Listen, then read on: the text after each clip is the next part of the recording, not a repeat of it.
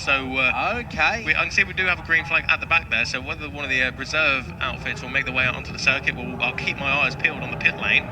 But we do have the green flag at the back, so all eyes to the lights. They go red and they go out. And again, it's going to be a drag to the line between the 68 and the 27. It's going to be Phil Bell and Phil Hyde who take the initial advantage to go in towards Old Hall Corner for the first time. And a bit of a lock-up there, actually, from the number 5, I believe that was, of Rob Biggs and Josh Smith. But they get it all under control there. Three-wheelers still on the ground, which is always good to report at the end, at Old Hall Corner there. But no, I believe that you'll see the Bell and Hyde outfit leading the way, Keith. So Bell and Hyde, Kirby and Salmon up next, and then it was I did see that Lewis Blackstock and Oscar Lawrence had a good start there as well on their all-black number 95 Formula 2 machine. But Phil Bell and Phil Hyde took the advantage as it went past me, Keith. Yeah, well, absolutely spectacular stuff. The Bell Hyde machine. I think what the spectators down here have got to watch for is when they come through the Hizzy chicane, they obviously hook through the right-hander, then the left-hander where the passenger is desperately trying to get ready to scrabble over to the other side. The bike goes quite light and we see some real two-wheeled action. The other ones who are also extremely good at that are Saunders and Soko as well. Down the hill they come. No, they're not leading anymore. So who's that out in front? Is that the 27 outfit? We'll get them in just a moment. Everybody taking it quite easy at the moment. Watching everybody safely through. Big long gaggle of bikes. Oh, somebody going a little bit wide there. No, a bit of a problem, I think, maybe. For the 72 machine, got it all under control, maybe just a misgear or something like that. But no, they got up the hill absolutely fine as well. But no, everybody safely through down by me. So hopefully they're going to be nicely, safely down past you as well, my friend. Yeah, we'll certainly keep an eye on it. It looks like Paul Kirby and Emma Salmon are the ones leading the way, as you said there. Number 27, that's the black and the blue and the fluorescent yellow making the way across the line now. So with the race lead at the end of lap number 1 then, so 5 laps to go. Phil Bell and Phil Hyde just ahead of Ryan and Callum Crowe. Lewis Blackstock and Oscar Lawrence up next, going in towards Old Hall Corner. Then a bit of a gap behind Biggs and Smith. It's 2.1 seconds between Biggs and Smith, back to Andy Peach and Josh Hope. Steve and Matthew Ramsden are their third of the Formula 2s, making up 1 position on that lap. Holden and Roberts up next, Will and Alan Smith. But from the back of the grid, Keith, Sam and Jack Laidlow make the way inside the top 10.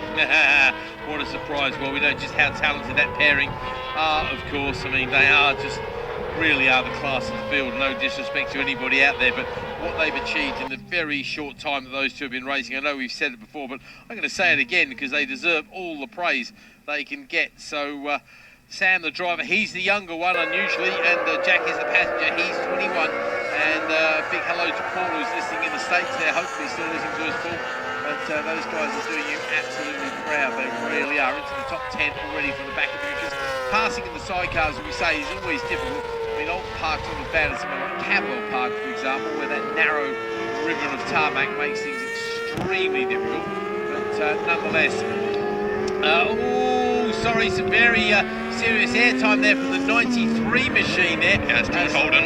Yeah, he went right up and nearly actually lifted into the machine that was trying to go around the outside of him. So frantic stuff down here, that's for sure. You can really see the passengers working so hard, trying desperately to keep their machines on the ground and also to balance them beautifully. You don't realise how hard these people work. You think they're just a sack of spuds or a trained monkey can do the job, but I promise you, you go and hang on to there, you will really appreciate just how hard these passengers work. The drivers probably have the easier job of it, even though the things like the gear shift and the brakes are on the wrong side for some bizarre reason, just an engineering reason, I guess. And of course, physically to drive, they're a bit of a challenge. It's a big old front tyre they're trying to shove around there, isn't it? Yeah, you're absolutely right. And obviously, I think one of the things that the passenger does there that needs a lot of appreciation as well is that I was just watching Paul Kirby and Emma Salmon, the race leaders, coming out of Deersleep and in towards Old Hall Corner. And what I noticed that Emma isn't actually looking where she's going. I suppose she's counting the gears and knowing where the rev range is. And as soon as it hits where she should pop out, bang, she's there onto the right-hand side into Old Hall Corner. So.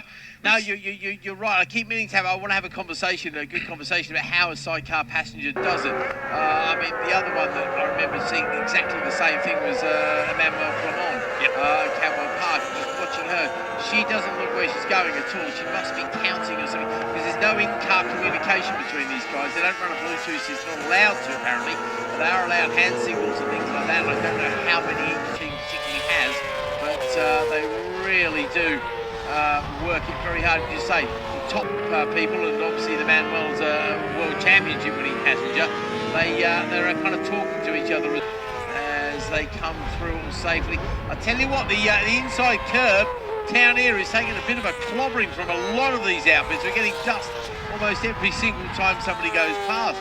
The non-driven wheel is certainly getting a work out here, and so close to 100 machine right on the tail. I think it was the 93 of Ben Holland there.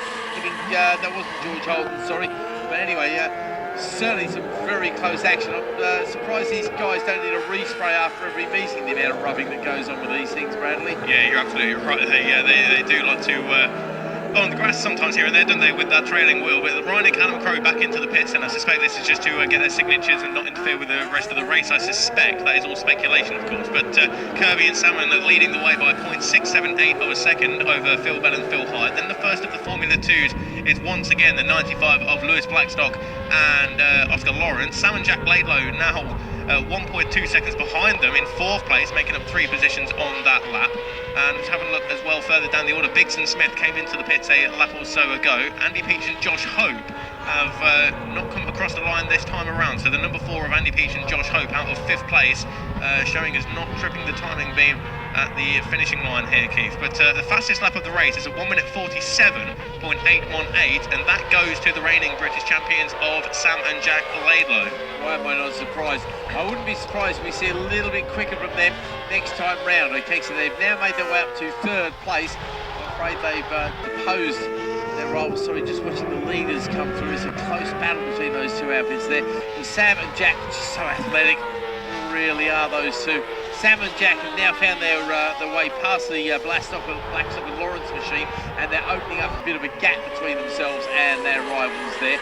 So I don't think they're going to go purple this time round, but I wouldn't be surprised if in the second half we're going to see a purple sector time in the second sector here when they come across the line to you next. We'll just wait and see as I watch Greg Lambert go through the man who runs the Greg Lambert race school for Sidecar wannabe drivers and wannabe passengers as well. So it used to be the only other way. And we do see a couple of passengers having come around taxi rides as well, don't we, Bradley? Yeah, you're absolutely right. I think that's the perfect place. If you fancy go, then just 2 or 3 laps of Cadwell will certainly put it into perspective, what kind of fitness and what you need to do. And obviously, if you want to pursue that, then Greg Lambert's ready and there to teach you. Yeah, and passengers, well, we do see passengers kind of swapping from team to team quite often. I mean, I know we've seen Sarah Stoko with several drivers over the years. Sometimes it's a family thing, but where it's not a family thing involved, then Ant Hilditch is another one we've seen in the chair with quite a few people over the years as well. And I can probably name some others if I look into it deeply enough. But our reigning champions not racing with us this year, Chris Wright and Paul Bailey in their lovely Ride outfit. But it's good to see Dean Ride is represented with things like Simon Gilbert's machine, and I promise you, if you want to see some engineering excellence, please walk around the paddock at one of our meetings, and I just know that we will see some stunning stuff in the Ride outfits, various engines used in them. James Fayers and Mark Fox, another Ride powered outfit. I think they're leading the championship as far as the Bemsee championship go, and I tell you what, here come the leaders straight past me, and big surprise, Jack and Sam, or Sam and Jack I should say, are getting a lot closer. Have they gone purple at first sector there, mate? They've gone purple again. So I just wanted to say, I'm pretty sure this is the fastest lap of the weekend so far. Yeah. So nobody else has gone underneath a 1 minute 48 at the moment. Sam and Jack Laidlow on the previous lap, Keith, a 1 minute 46.6. So they're certainly pressing on there, and they've gone, let's have 1.4 seconds quicker than Bell and Hyde in front of them. So I think they had 3.9 seconds of clear track in front of them last time around. I'm watching at Deer's lead there. Here come the leading 2, and there is Sam and Jack Laidlow. So it is Paul Kirby and Emma Salmon still leading the way. We're on to the penultimate lap now. They're half a second ahead of Bell and Hyde, and Sam and Jack Laidlow again a 1 minute 46.507 on that lap. So it's another new lap record for Sam and Jack Laidlow. Sorry, 46.5. 46.5. 46.5. Yes, 46.5. Okay, cool. Well, I don't know know that might be a 145 the way they're going, because they're rapidly catching the guys in front of them. I think they're for a bit of a rude shock. We're talking about, is there any communication? You think there must be some sort of tapping on the back when somebody's getting a little bit close or something like that. I really need to find out from these people how it happens. I'll tell you the other one, the interesting battle on the track, mate. It is on the track. That's the Eddie Wakely and Hilditch battle, who are currently leading our championship leaders, who of course are James Fayers and Mark Fox. Those two are very close together on track as well, and that is a straight out battle. Right, here we come down the inside. It looks like the Laidlows are going to go for second place. Do they make it first? No, they don't even make it second. Oh, it's close. They've got three outfits literally nose to tail as they come through the chicane. Everybody concentrating on going as hard as they possibly can up the hill. They're going to have a back marker to play with very shortly as well. Looks like, unfortunately for them, the Blackstock and Loris machine is getting dropped just a little bit. They're real Billy No Mates out there in no man's land there. And here comes that battle in the club sidecars as well. Looks like Fayers and Fox have found their way past on Wakely and Hilditch there as well. So a bit of a change there. And all of a sudden, up the inside there, that's the 72 machine who was struggling earlier of Walmsley and Founds. That's definitely a national team there as well. And they put themselves between Fayers, Fox and their rivals as well. So lots of chopping and changing around these parts, mate. No, you're absolutely right. I was having a look, and it is a purple sector, 1 minute 16.9 in the first sector for the Laidlow brothers there, and that is over 2 seconds quicker than anybody else in the first sector. They moved up to second place as they came past me. They were side by side with Phil Bell and Phil Hyde, however, so it's going to be a three-way scrap for the victory overall on this final lap. Of course, it is a 7-lap race. We've done 6 now. We are onto the final lap, and here comes Jim Fayers and Mark Fox. They've got Pete Founds and Jevon Walmsley going up the inside, but that's not who they need to focus on. No. They need to focus on the Eddie Wakely and Ant Hilditch pairing just behind them by 0.4 of a second. So it's going to be very, very close. They're coming down the avenue now towards you, and you'll see them almost side by side, Keith. Yeah, they certainly are almost side by side. Well, I tell you, this is good news for James Fayers. He needs to try and stay with that outfit that's just done the overtaking, but unfortunately he's had a bit of a compromise coming out of Cascades, so it looks like the Wakely Hilditch machine is alongside them as they go up to Island Pen. They're going to be muscling that one out, and it looks like Laidlow has indeed hit the front. Now they're going to get compromised here, surely. There's a slower machine going to be really compromised. They go around the outside, and I think there was a bit of a signal between the driver and passenger there, just trying to tell the guys to stay out of the way, but I don't think they'll go purple there. It's going to be an amazing lap. I think it's been slightly compromised, unfortunately. Probably didn't go purple this time, did they? No.